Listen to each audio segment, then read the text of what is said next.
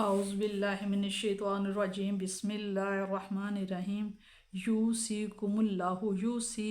حکم دیتا ہے، وصیت کرتا ہے کم تمہیں اللہ تعالیٰ فی اولادکم فی میں اولادکم تمہاری اولاد کے بارے میں للذکری ایک مرد مثلو مانند ہے برابر ہے حصہ حظل انثیین دو عورتوں کے حصے کے برابر ہے۔ اللہ تعالیٰ حکم دیتا ہے تمہیں اولاد کی میراث کے بارے میں، ایک مرد لڑکے کا حصہ برابر ہے تو عورتوں یعنی کہ لڑکیوں کے حصے کے۔ فائن پس اگر کنہ ہوں نساءن پھر اگر ہوں صرف لڑکیاں فوقا اسنتین دو سے زیادہ، فوقا زیادہ اسنین دو سے زیادہ، فاپس لاہن پس ان کے لیے سلوسا ماں تارکا سلوسا دو تہائی ہے ماں جو تارکا جو میت نے چھوڑا۔ وائن اور اگر کانت تھی واحداتن اور اگر ایک لڑکی ہے، فلہا پس اسے ملے گا نصف یعنی کہ آدھا حصہ۔ والی اب وہی اور میت کے ماں باپ ہیں، لکلی واحدن ہر ایک کا منہما ان دونوں میں سے ہوگا السدس چھٹا حصہ، مما جو تارکا جو میت نے چھوڑا، ان اگر کانا ہے لہو اس کے والدن اور اگر میت کی اولاد ہو، فَإِلَّمْ پس اگر نہ ہو،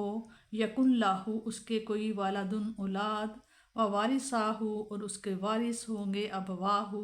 صرف ماں باپ ہی ہوں گے، فلی امی ہی پس اس کی جو ماں ہوگی اس کا ہے الثلث تیسرا حصہ ہے۔ فائن پس اگر کان ہے لہو اس کے اخواتن اور اگر میت کے بہن بھائی بھی ہوں، فلی امی ہی تو ماں کا حصہ السدس چھٹا حصہ ہوگا، من بعد اس کے وصیت جو مرنے والا وصیت کر جائے، یوصی اس وصیت کے مطابق بیہا اور اس کے بعد او دین یا کوئی اس نے قرض لیا ہے اس کے بعد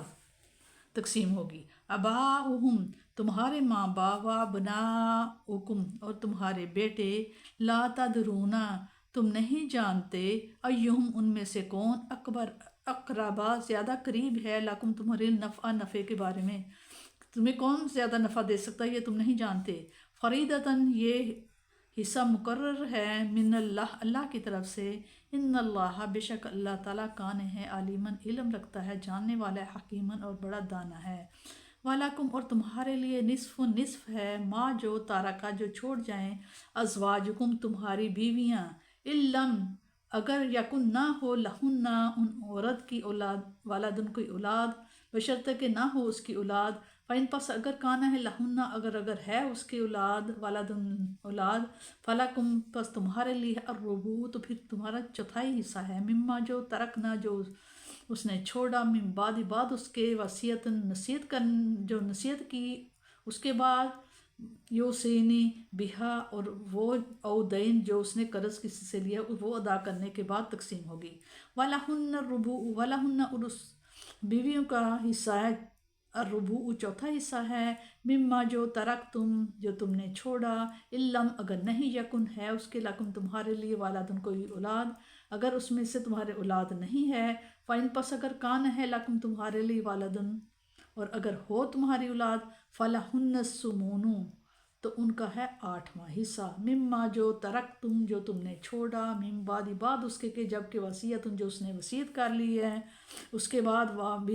بہا اور او دین یا جو قرض ہے ادا کرنے کے بعد تقسیم ہوگی۔ وَإِنَّ اگر کان ہے راجلن کوئی شخص، یورث وارث کلالہ جن کے جس کے نہ ماں باپ ہو نہ اولاد ہو، اور اگر ہو وہ شخص جس کی میراث تقسیم کی جانے والی ہے، کلالہ ہو، نہ مرد ہو یا عورت، والا ہو مرد ہو یا عورت، لالا ہو اس کے لیے اخن اس کا بھائی، او یا ہو اختن یا بہن ہو، فلکلی واحد واپس لکلی ہر ایک کے لیے واحد ہر ایک کے لیے منہما ان دونوں میں سے ہے السدس چھٹا حصہ ہے۔ فائن پس اگر کانو ہے اکثرا اگر زیادہ ہیں من ذالکا اس کے بہن بھائی زیادہ ہوں، فاہم پس ان کے شرکاء تو سب شریک ہوں گے فی الثلث تہائی حصے کی تقسیم میں وہ سب شریک ہوں گے، من بعد اس کے وصیت یوصی جو اس نے وصیت کر دی ہے اس کے بعد، او دین یا جو قرض اس نے ادا کرنا ہے اس کے بعد، غیر مضارن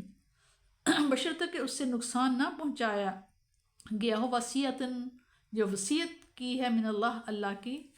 طرف سے۔ واللہ اللہ تعالیٰ عالم سب کو جاننے والا ہے، حلیم بڑا بردبار ہے۔ تل کا یہ حدود اللہ، تل کا یہ حدود حدیں ہیں اللہ تعالیٰ کی مقرر کی ہوئی۔ ومن اور جو یوتی ومن یوتی اور من جو یوتی اطاعت کرے گا فرمانبرداری کرے گا اللہ تعالیٰ کی و رسول ہے اور اس کے رسول صلی اللہ علیہ وسلم کی، یدخل ہو اسے داخل کیا جائے گا جنت کے باغوں میں، تجری جہاں چلتی ہیں من تحتی ہے اس کے نیچے چلتی ہیں، انہار و نہریں چلتی ہیں، خالدین ہمیشہ ہمیشہ فیہا اس میں وہ رہیں گے۔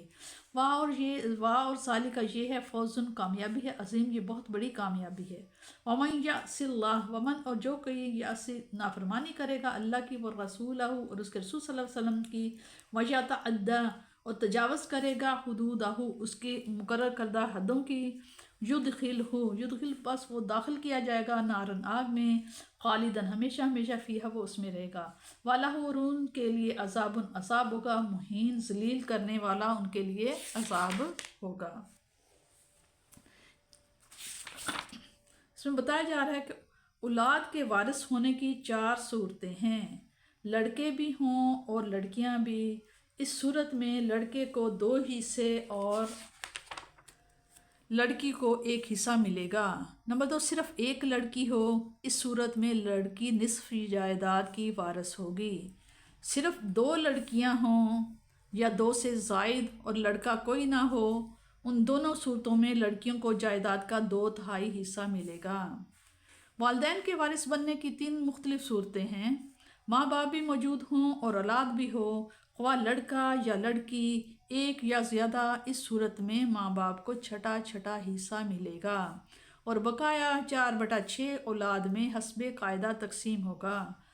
نمبر 2 صرف ماں باپ وارث ہوں، میت کی اولاد بھی نہ ہو اور بہن بھائی بھی نہ ہوں، اس صورت میں ماں کا 1/3 اور بقیہ 2/3 باپ کا۔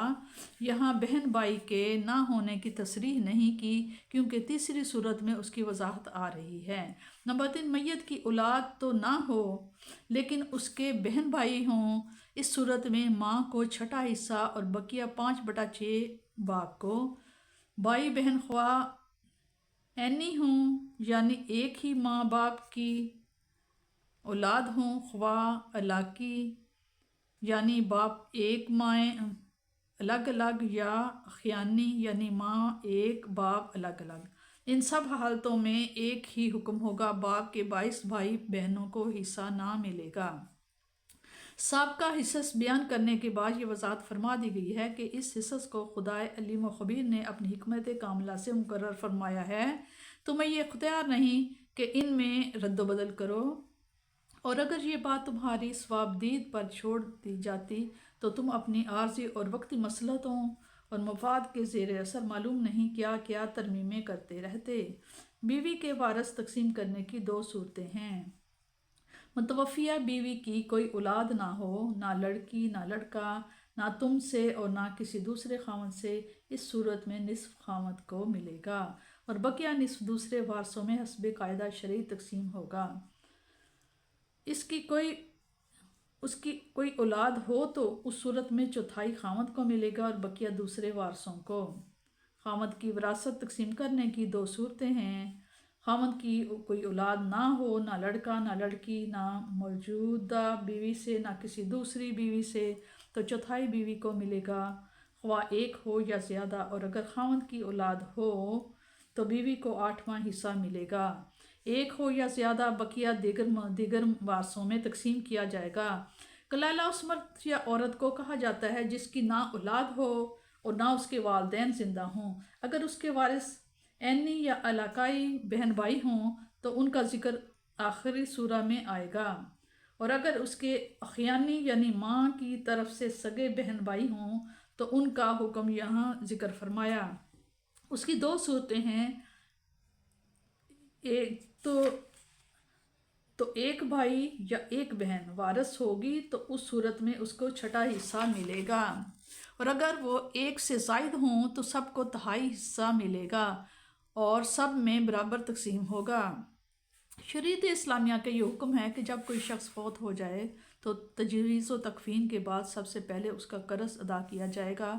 بعد میں اس کی وصیت پر عمل کیا جائے گا اور اس کے بعد بقیہ ترکہ حسب و احکام قرآنی وارثوں میں تقسیم کیا جائے گا۔ قرض کی ادائیگی کا مقدم ہونا تو عین انصاف ہے۔ وصیت کے بارے میں شریعت نے چند ایک قیود عائد کیے ہیں اور اسلام سے پہلے وصیت کے بارے میں جو طریقہ رائج تھا اس میں اصلاح کر دی تاکہ اس طریقے میں جو بے راہ روی رونما ہو چکی تھی اس کا سدباب کر دیا جائے۔ اس اہل عرب کا یہ دستور تھا کہ مرنے والا اپنی جائیداد کی ایسے لوگوں کے نام وصیت کر جاتا جس سے اس کا دور کا واسطہ بھی نہیں ہوتا تھا اور اپنی اولاد کو محروم کر دیتا اور اس فعل کی شرافت و سخاوت کا کمال شمار کیا جاتا۔ اللہ تعالیٰ نے اس بے راہ روی کے انسداد کے لیے احکام وراثت نازل فرمائے اور تمام رشتہ داروں کے حصے مقرر کر دیے اور ان میں رد و بدل اور کمی بیشی کرنے سے صاف الفاظ میں منع فرمایا۔ لیکن بسا اوقات کوئی اجنبی یا غیر وارث رشتہ دار وارثوں سے کہیں بڑھ کر کسی کی خدمت کرتا ہے، وہ شخص اس کا معاوضہ اسے دینا چاہتا ہے یا کسی کا کار خیر میں حصہ لینا چاہتا ہے تو اس سے بھی اسے محروم نہیں کیا گیا بلکہ جائیداد کے 1/3 حصہ میں اسے وصیت کرنے کا حق دیا۔ قرآن حکیم نے وصیت کے لیے یہ قید لگائی ہے اور نبی کریم صلی اللہ علیہ وسلم نے اس کی حد 1/3 مقرر فرما دی، اور وصیت کی اجازت صرف ان لوگوں کے لیے دی گئی ہے جو وارث نہیں ہیں، کیونکہ اگر وارث کے لیے بھی وصیت جائز رکھی جاتی تو پھر قواعد میراث بالکل معطل ہو کر رہ جاتے۔ اس لیے حضور صلی اللہ علیہ وسلم نے فرمایا ان اللہ آتا کل ذی حق حقہ فلا وصیت الوارث، یعنی اللہ تعالیٰ نے ہر حقدار کو اس کا حصہ عطا فرما دیا ہے، اس لیے اب کسی وارث کے لیے وصیت کی اجازت نہیں۔ بعض لوگ وارث کو وصیت سے محروم کرنے اور وصیت کو 1/3 تک محدود کرنے پر بڑے برافروختہ ہوتے ہیں۔ کاش وہ اسلام کے حکیمانہ نظام میں غور کریں۔ اس پر سیرت حاصل بحث میری تالیف سنت اور نہیں ہے، اگرچہ یہ قید تمام سابقہ آیات میں بھی ملحوظ ہے، لیکن یہاں تصریح کی اس لیے زیادہ ضرورت ہوئی کہ جب انسان کی اولاد یا والدین نہیں ہوتے تو وہ اپنے دوسرے وارثوں کو محروم کرنے کے لیے طرح طرح کے ہیلے بہانے کرتا ہے۔ کسی کی بلا وجہ وصیت کر دی، کسی کا فرضی قرضہ اپنے اوپر تسلیم کر لیا تاکہ اس کی جائیداد بڑھ جائے اور اس کے وارثوں کو نہ ملے، اس لیے یہاں مضار